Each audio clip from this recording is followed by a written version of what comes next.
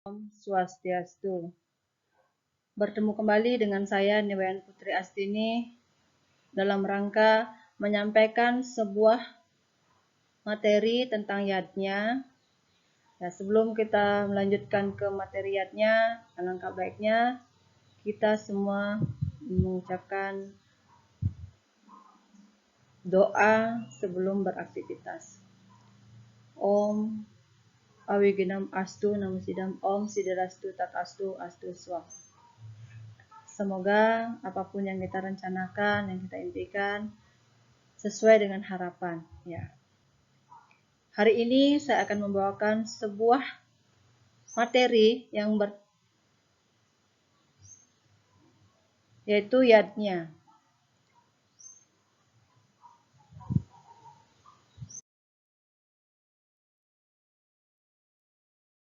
Sekarang kita masuk dalam pengertian yatnya. Yatnya berasal dari bahasa Sanskerta yang berasal dari kata yats yang artinya memuja, memberi pengorbanan atau menjadikan suci. Jadi yatnya adalah korban suci yang tulus ikhlas.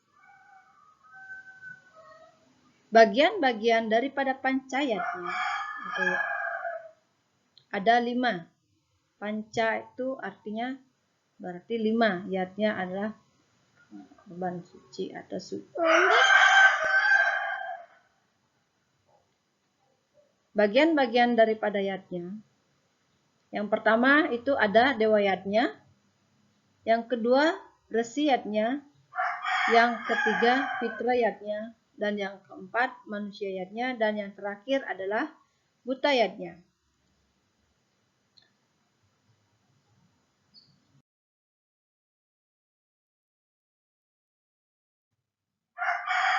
Bagian-bagian yatnya yang pertama yaitu adalah dewa yatnya.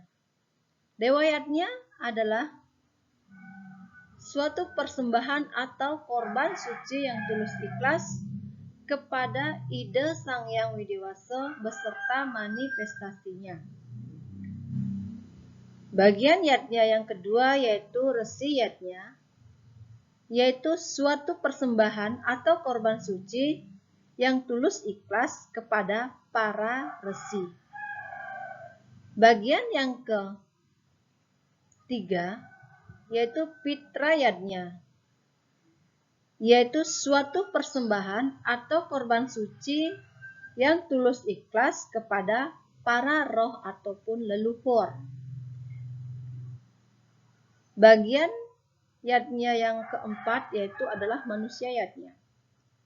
Manusia yatnya adalah suatu persembahan atau korban suci yang tulus ikhlas kepada manusia atau sesama. Dan yang terakhir, bagian yatnya yang terakhir yaitu buta yatnya. Buta yatnya adalah suatu persembahan yang tulus ikhlas kepada para buta kala dan makhluk bawahan.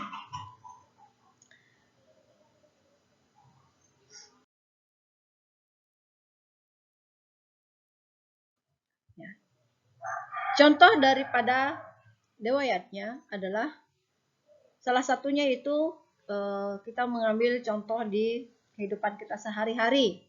Kita melakukan sembahyang dalam satu hari itu 3 kali. Ya. Yang pertama pagi hari, dan kedua siang hari, dan yang ketiga adalah sore hari. Itu adalah contoh pelaksanaan daripada dewa yatnya.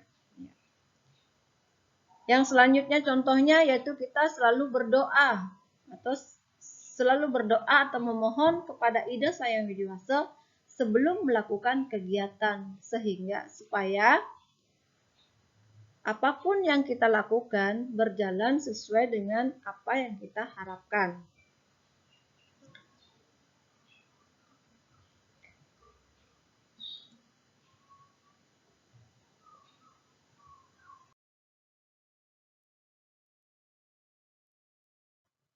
Contoh pelaksanaan fitra yatnya dalam kehidupan sehari-hari. Ya, Salah satunya itu adalah berpamitan kepada orang tua sebelum berangkat kemanapun. Jadi, ketika kita berangkat ke sekolah, bekerja, maupun kemana, kita harus berpamitan kepada orang tua. Supaya di dalam perjalanan kita mendapatkan keselamatan, sehingga juga orang tua kita mengetahui di mana kita pergi. Nah, contoh yang berikutnya yaitu adalah menghormati orang tua atau melaksanakan perintahnya. Jadi, apapun perintah orang tua, kita harus melaksanakannya, kita harus mengikutinya. Karena seorang orang tua tidak pernah menginginkan anaknya untuk melakukan kesalahan atau terjerumus ke hal-hal yang negatif. Jadi, kita sebagai anak harus melaksanakan perintah daripada orang tua. Kita juga harus menghormati orang tua. Tidak boleh berkata kasar sama orang tua, tidak boleh membentak sama orang tua. Ya, itu adalah contoh daripada fitriyatnya. Selanjutnya kita masuk ke contoh daripada pelaksanaan resiyatnya dalam kehidupan sehari-hari. Ya. Resiyatnya, contohnya itu adalah rajin belajar. Kita harus rajin belajar sehingga kita bisa mencapai apa yang kita inginkan. Yang selanjutnya menghormati guru, menuruti perintah guru. Ya, kalau kita di sekolah, kita harus menuruti perintah guru dan kita harus hormat kepada guru. Bagaimana cara kita menghormati guru? Ya, kita dengar ketika kita jalan di depannya kita harus sopan. Kita tidak boleh bicara sama guru teriak-teriak. Kita harus menggunakan bahasa yang sopan atau yang sewajarnya.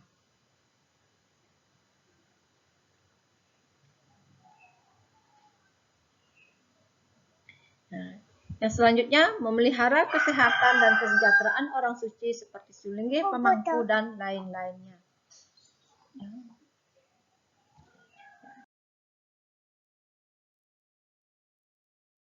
Contoh yang selanjutnya pelaksanaan manusiayatnya dalam kehidupan sehari-hari.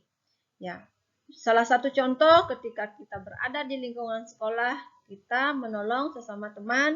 Ketika teman kita tidak membawa alat tulis, salah satunya mungkin pulpen, kita harus memberi atau meminjamkan alat tulis kita kepada teman kita yang membutuhkan.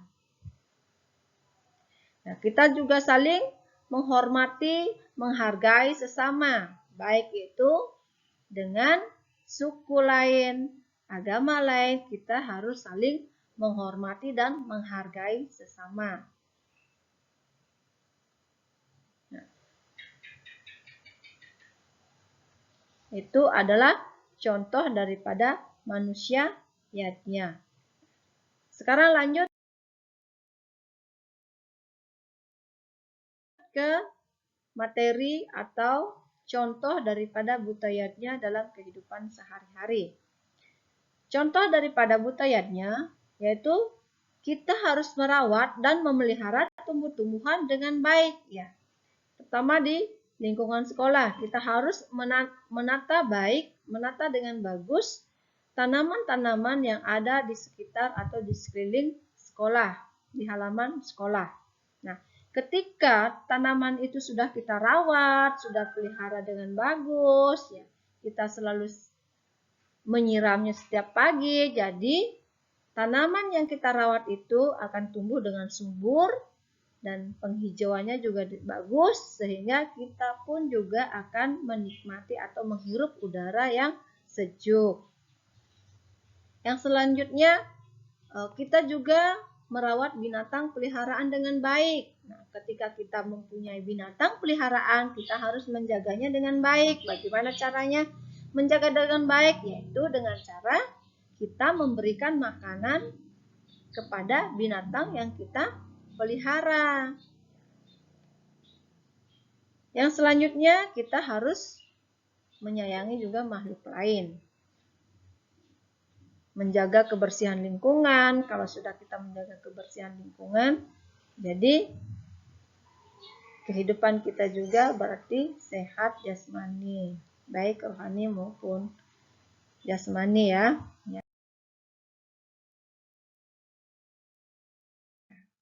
Itu tadi adalah salah satu atau materi yang saya bawakan pada hari ini tentang yadnya. Jadi dapat disimpulkan bahwa yadnya itu adalah korban suci yang tulus ikhlas.